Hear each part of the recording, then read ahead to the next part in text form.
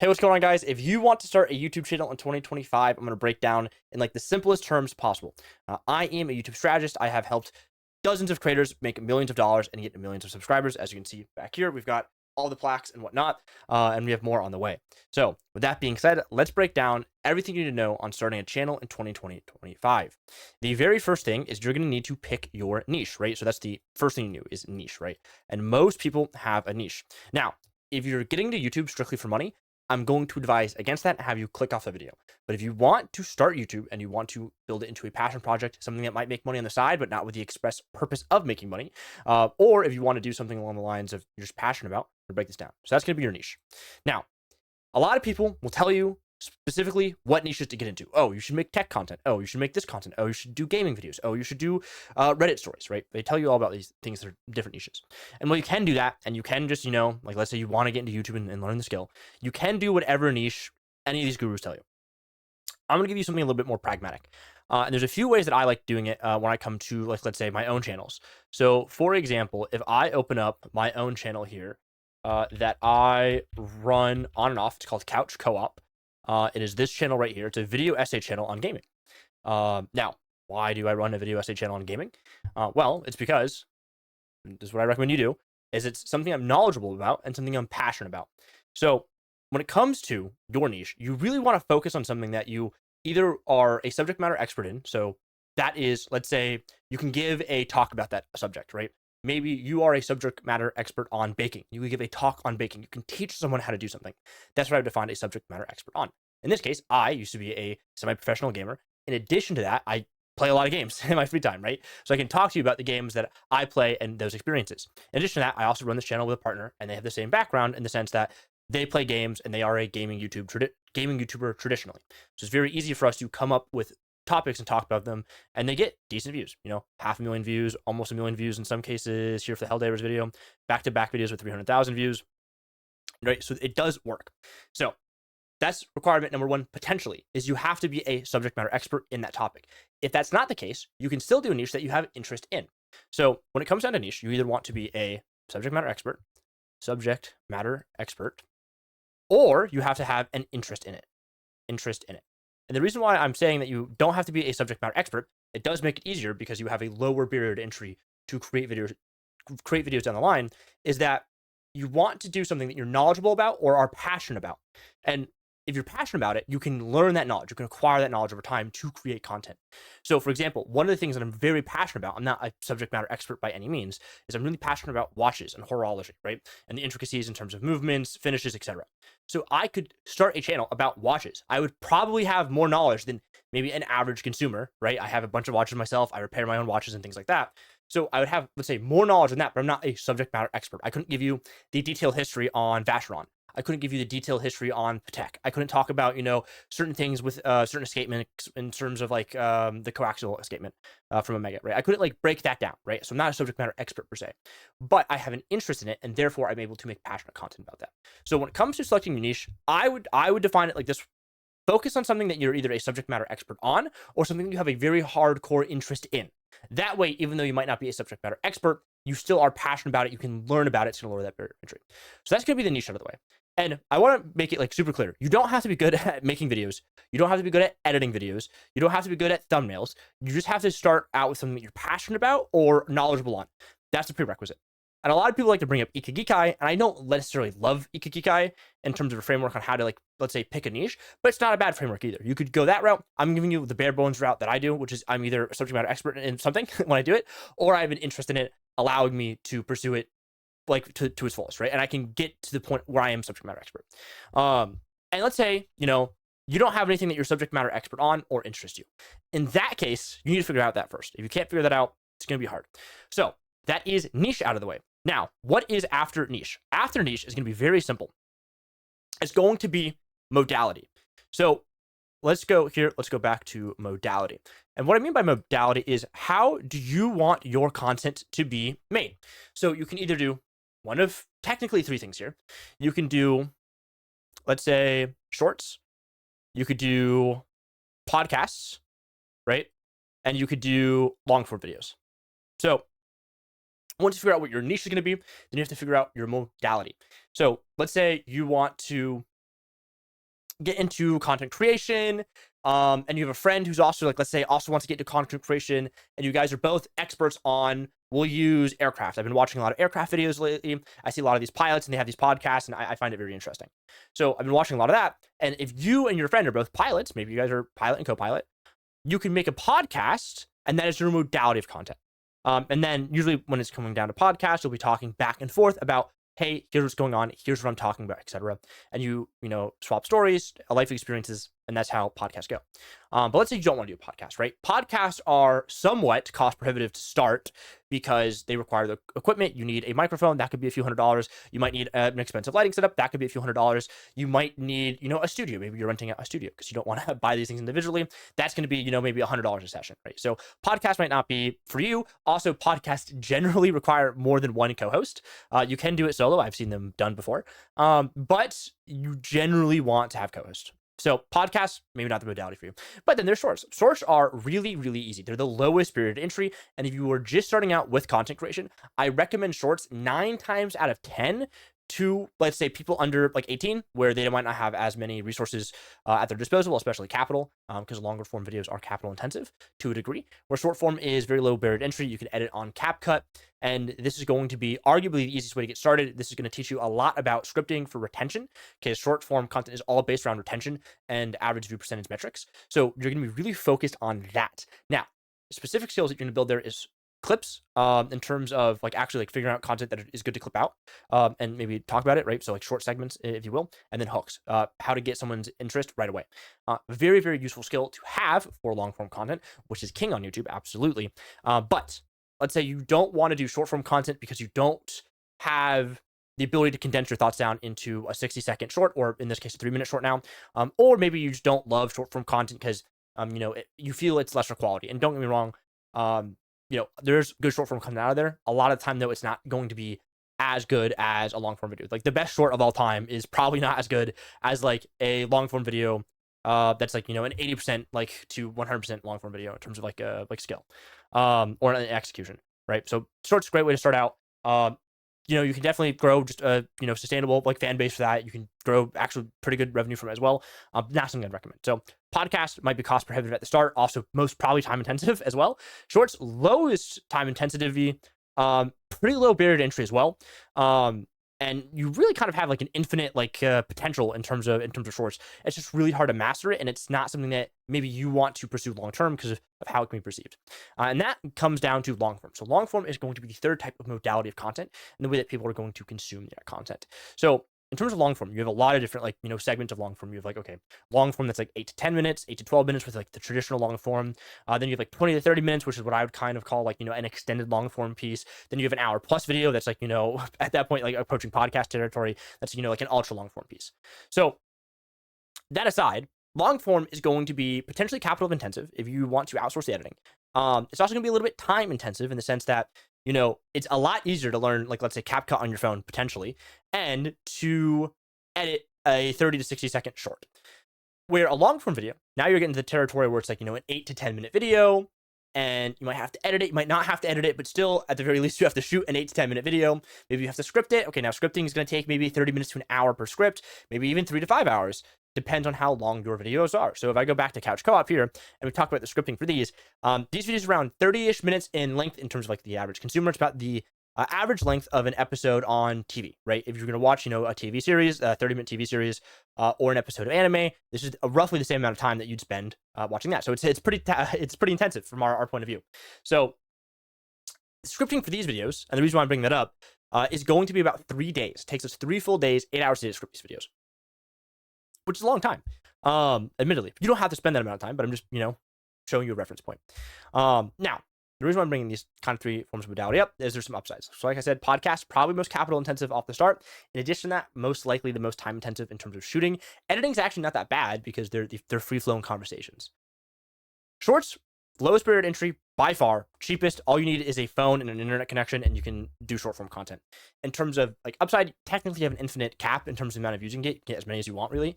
Where long form content is very much capped in terms of like, let's say, location, regionalization in terms of languages, and how big that market is. So that's what we call the total addressable market for long form content. Short form also has it, but because of how short form content works inherently, They'll just like open their phone, they just scroll, and then you get served content. A little bit different. And then podcasts, very much niche specific. Usually someone like starts out with shorts and then like goes to long form and then goes to podcast, or uses shorts as a direct funnel for the podcast. It doesn't really grow organically. So your podcast total addressable market potential and cap there is as much as you can funnel into it from short form and long form. Now, all out of the way, I'm going to be using long form here as an example, as I think most people should be long form creators. The reason why is it's the best way to build an audience from scratch, in my opinion. Some people will say short form, some people will say podcast, some people will say blog. But in 2025, I like long form. The reason why I like long form is there's 2 ways you can go about growing a long form channel, and it is actually pretty clear cut and dry. Where short form, it's a little bit more complicated than that. Podcast is way more complicated than that. So let's say you've picked long form and now you want to break down how to build a long form channel. It's gonna be pretty simple. Now, in terms of modality, in terms of how you're gonna consume the content, short and long form. From long form, there are 2 absolute ways to go about creating a long form channel, and that's going to be education, which is over here, and entertainment. Fundamentally, if I open my homepage right now on YouTube and I just click homepage here, every single video will either fall down into one of 2 ways. It'll be an educational video or it'll be an entertainment video. Now, it doesn't look like that. I'm sure you can pause here and you can see all these videos, right? Okay, YouTube is now on easy mode. This is functionally an education video. I watch a lot of YouTube growth content. Again, functionally, potentially this is education or entertainment. This is like education, right? It's a listicle. Whereas, like, I bought a supercar to make profit. This is entertainment, right? Dear YouTube, like, this is entertainment, right?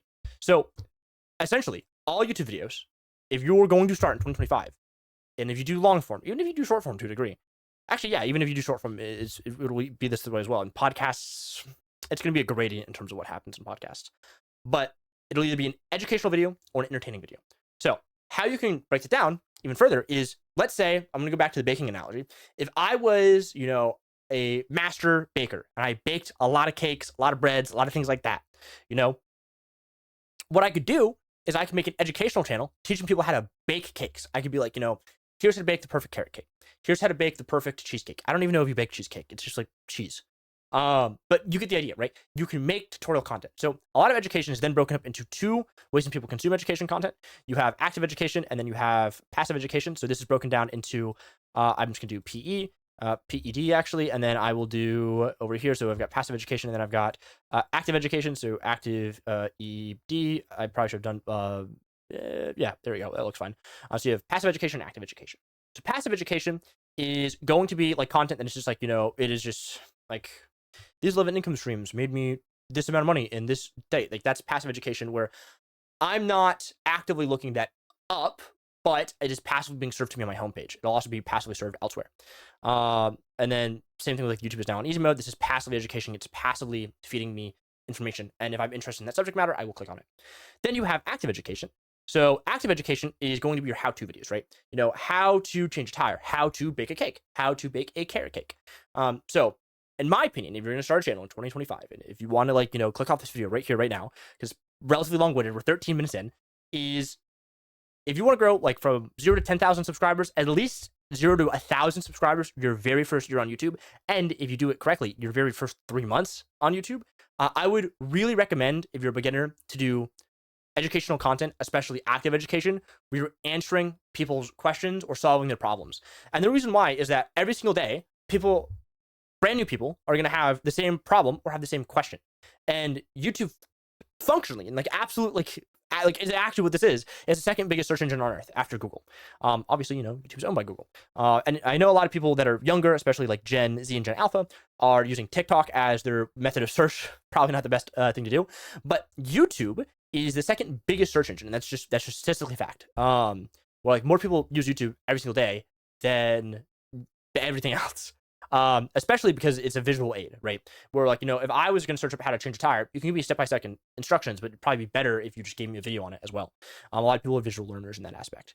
So I would make active educational content. And the reason why I say that is I've actually done this before with numerous clients and gaming channels. If I bring up one of my past clients who I have his plaque on my wall back there somewhere, I can bring him up. This is Otter. I've ran this guy's strategy from 100,000 subscribers to like 250,000 subscribers. Then now he does his own thing. But if I sort by his most popular videos, yeah, it's a lot of like the storytelling stuff, but also it's educational stuff. You know, these graphic settings will make you better, right? And then if I go down here, it's like, you know, aim guide, right? Or if I do something like this, like most broken tips, right? So, or ultimate beginner's movement guide, right? These are educational videos where people are actively looking this up. And if they're not actively looking it up, the alternative to that is passive, where they might be passively looking at this content, and they're like, oh, you know, that is interesting. So an example I always use is I'm trying to get into disc golf, and, you know, I have actively gone out of my way to look up how can I throw my drivers farther so I can get closer to the basket. I've also actively looked up how to increase my putting percentage, because my putting percentage is, my short game sucks. My long game has gotten substantially better, but now my short game is falling behind. So I've like looked that up. Now, I have not looked up something along the lines of like, you know, 5 mistakes killing your drive.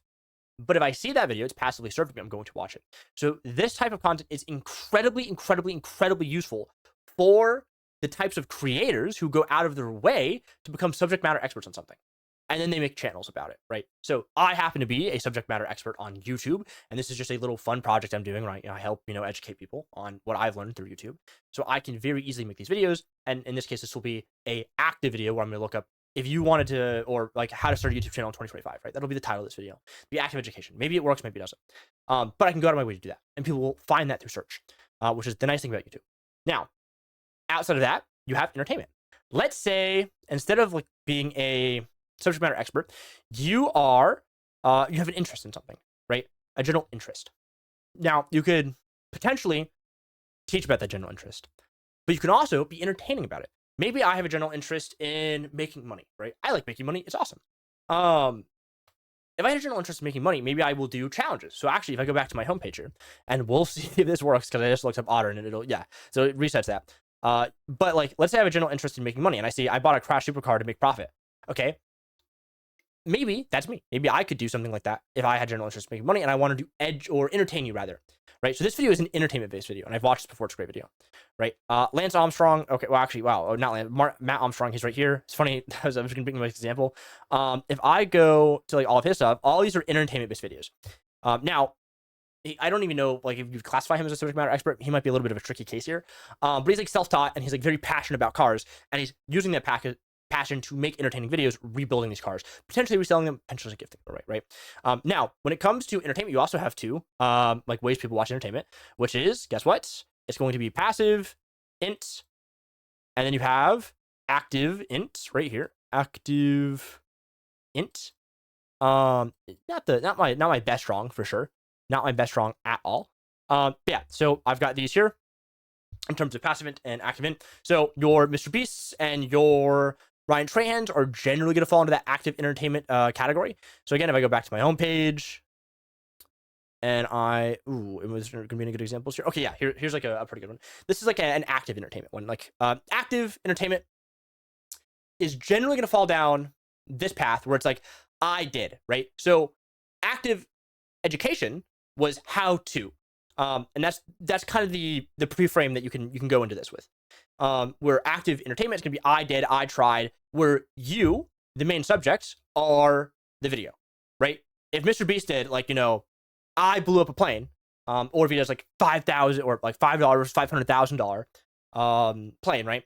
That's still relatively active. He's still the face of the brand, and we can get into like, you know, kind of semantics there.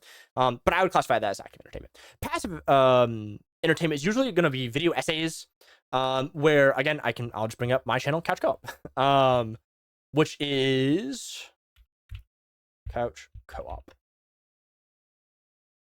Bring up my channel, Couch Co-op here, and I can show you exactly what I'm talking about. Video essays, right? Where, you know, you try to incite a curiosity gap within the viewer, right? Where you say something and then you have to get them to click to get the answer, but you're not actively being like, this is an entertainment product, right? So like racing games have crashed and burned, right? Okay, it's like a really like crazy statement. You know, we killed racing games in the thumbnail. Like, you want to click on that, but it's not something that's like actively packaged as like the most entertaining thing, right? It's not like I killed racing games. It's like, okay, we killed racing games, right? It's trying to get you to click, be like, okay, how did this happen, right? Or every game, this is just a statement here. Every game is a hero shooter now, and it sucks. And then we're talking about, you know, in this case, in this video, how like all like recent games, like there's a hero shooter element component to it, right? And like we discussed that, right? Or EA killed Titanfall, but why? That's like probably the best example of like curiosity gap. And I'm gonna use my own channel here to bring it up. Which is like, okay, this like entity killed this like beloved game, but why did it do it, right? And then you have to click the video, on how that happened, or how Counter-Strike solved FPS games, right? Where it's like, okay, well, how did they do that, right? So that is a more passive, entertainment-focused style of video. There's underpinnings of like education within it, but we use education to tell the story that we're trying to tell, which is entertaining. So again, let's break everything down, and we can move on to some more of the interesting stuff. Where if I was to start a channel in 2025, I'd pick a niche. That'd be the first thing. Step one is pick a niche, right? Step two is I'm going to choose the content vertical that I'm going to do, or modality in this case, which is going to be shorts, podcasts, or long form videos. That's the second thing I'm going to do. From here, after that, I'm going to do, how am I going to do that within this modality, right? What type of content within the modality am I do? I'm going to do education or entertainment. So this is right here. This is number 3, right? This is number 3. And then once I choose that modality, what I'm going to focus on is what type I'm going to do, right? So the type right here, as the, like, essentially the fourth thing I'm going to do is what type I'm going to do. Because let's say I choose to do, okay, my niche is, I'll just do Couch Co for this example. My niche is gaming. I want to be a gaming YouTuber because I'm interested in that and I happen to have some knowledge on it. My modality is going to be long form, specifically ultra long form pieces of content and extended long form pieces of content over 20 minutes, anywhere between 20 minutes and an hour, right? I'm going to do that by entertainment. The way I'm going to entertain is passively entertain, where I'm going to focus on a large total addressable market for the amount of like interest there might be. I'm going to make videos that market is going to click on.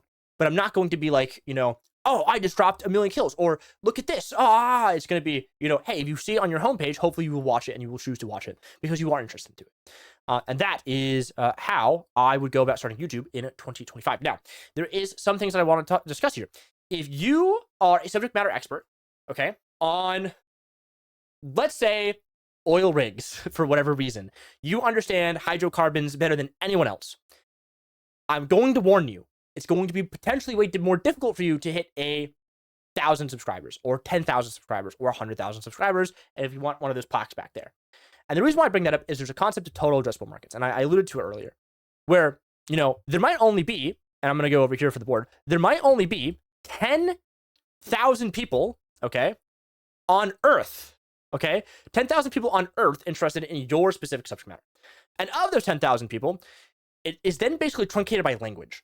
And this is, like, again, something that's like revolutionary for the big YouTubers. They all use auto dubbing. They all have dubbing teams. Mr. Beast actually famously has a company that will do dubbing for you. Not too sure if I'm supposed to talk about that, but it's a thing.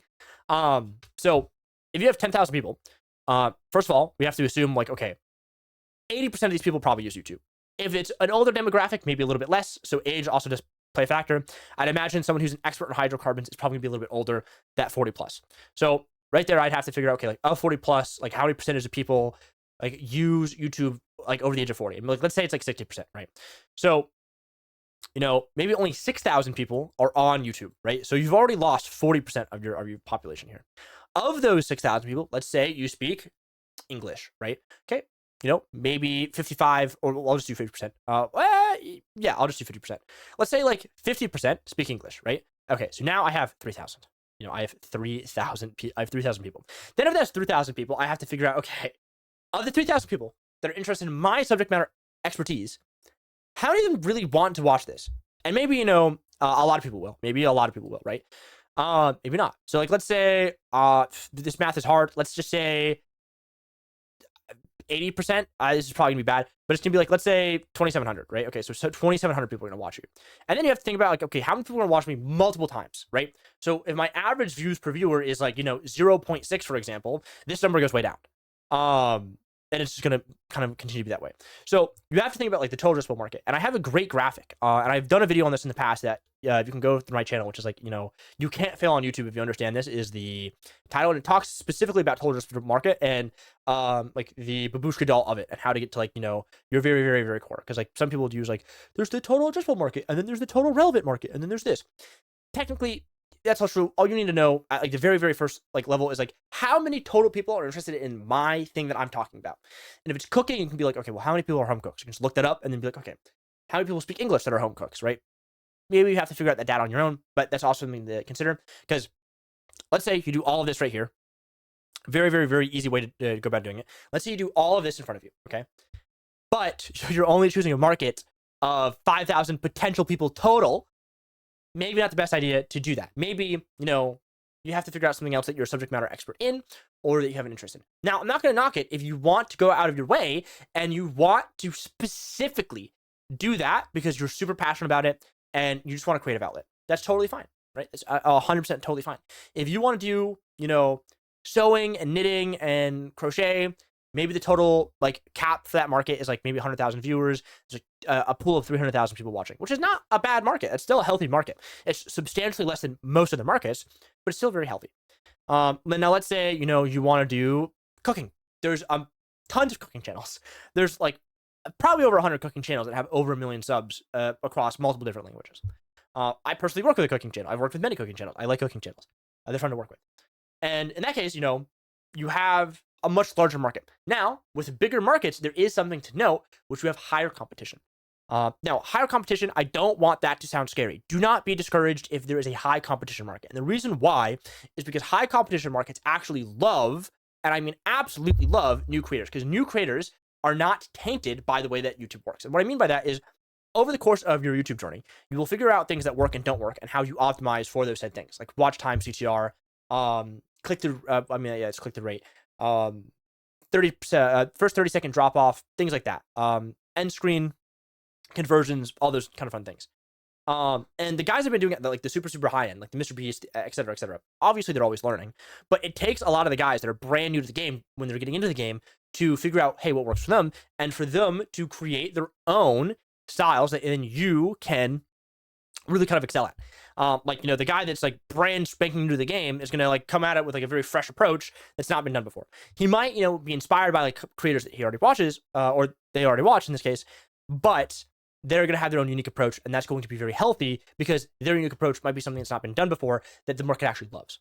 So this is what I would do if I was a YouTuber in 2025. I'm going to give you a bonus, completely full bonus part, which is here's how I would make my first video. So there is an extension.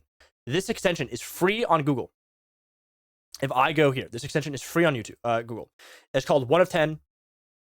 They have a website, and this is the cheat code that Mr. Beast uses, that Ryan Trahan uses, that everyone uses. And I would know because I've worked with some of these people that I've just mentioned. I've also worked with a lot of other people. It's how I've, again, like I said, got all this plaques back there. It's how I help my creators become literal millionaires. So I'm gonna break this down. This extension is totally free. The website is paid. It has more robust features. And what this extension does is it gives you a score on these videos. This score is known as an outlier score.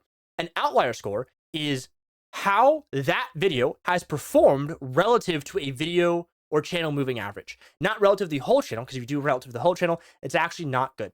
So if I log in to my just kind of account that I watch YouTube with, right? I'm just gonna log into my normal account I watch YouTube with, right? I'm gonna go on my homepage and I'm gonna just click. I'm gonna look for a channel. Let's find a good one. Okay, let's like Reel, for example. Reel is actually great. If I click on this channel and I go to Reel's channel, with this extension installed, what's going to happen is going to show me the outlier score. So I can scroll down here and I can scroll the outlier score. And the reason why this is important is because on YouTube, there is fundamentally some reason a video is an outlier. And that fundamental reason as to why a video is an outlier or not is actually super important. The reason why it's super important is that there's a reason for it to be an outlier. And if you can reverse engineer that, it could potentially be really, really good for you. And again, I would know this because this is what I do for all of my clients. I have a client roster over 30 clients at this point, and this is the exact methodology that I use to help them come up with viral videos. And the best part is those guys already know their niche. They already know, exactly how they're gonna make their content, who it's for, and all of that, right? And I'm gonna show you in real time how unbelievably powerful this is. This is one of my clients I'm about to bring up is T-Dog Smitty. And this plugin is totally free, and this methodology I'm gonna teach you is what I use every day to teach people how to get millions of views. So let me come here. So he is a Call of Duty YouTuber. A few months ago, we started working together. I'm going to scroll back all the way down to when we first started working together to show you kind of what he was doing before. Yeah, so I started working with him. This was our first video together, right? So before I was like doing like some video essay stuff, and he's doing some things, right? And then, I did this video. I tried Call of Duty clone so you don't have to. That was based off of this outlier for a Rainbow Six Siege YouTuber at the time. And I can bring this up here. I saw this guy post it, and I've seen Dark Souls guys post it in the past.